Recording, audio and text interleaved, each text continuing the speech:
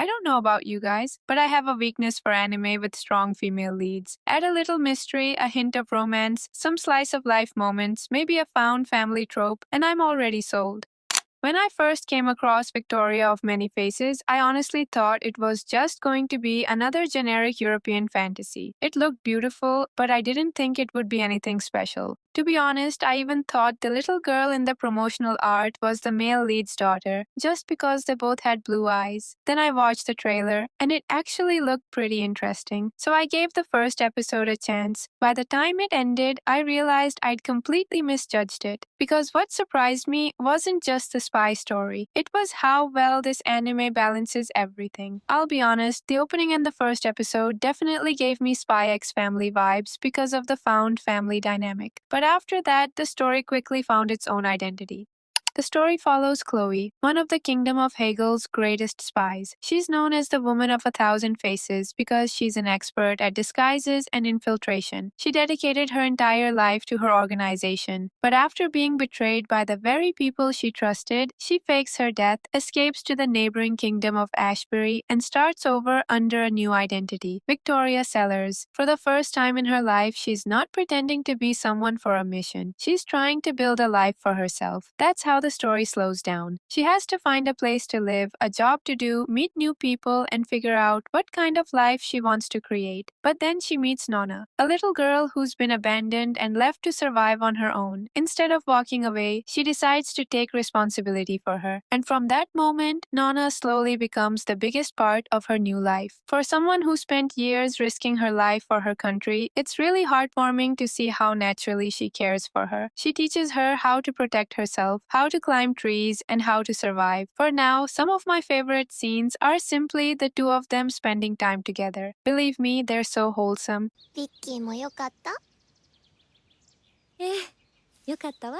Then there's Jeffrey Asher. At first, I was kinda suspicious of him, but then he started to grow on me. He is the captain of the Second Order of Knights in Ashbury, and what I like about him is that he isn't some overpowered prince who can solve every problem. The moment that really made me like him, though, was when he asked her to spend time with him, and she mentioned Nonna. He immediately welcomed both of them. And while Victoria might be inexperienced when it comes to actual dating, Jeffrey isn't experiencing his first love. We learned that he was once engaged, but after a tragedy connected to the war and the crown prince, his fiancée took her own life. After that, he closed himself off for years and stopped attending important royal events. And I think that history makes him feel much more mature than a lot of romance leads. So this is definitely a he fell first kind of story. Now I'm just wondering, will he also be the one who falls harder, or will it end up being her?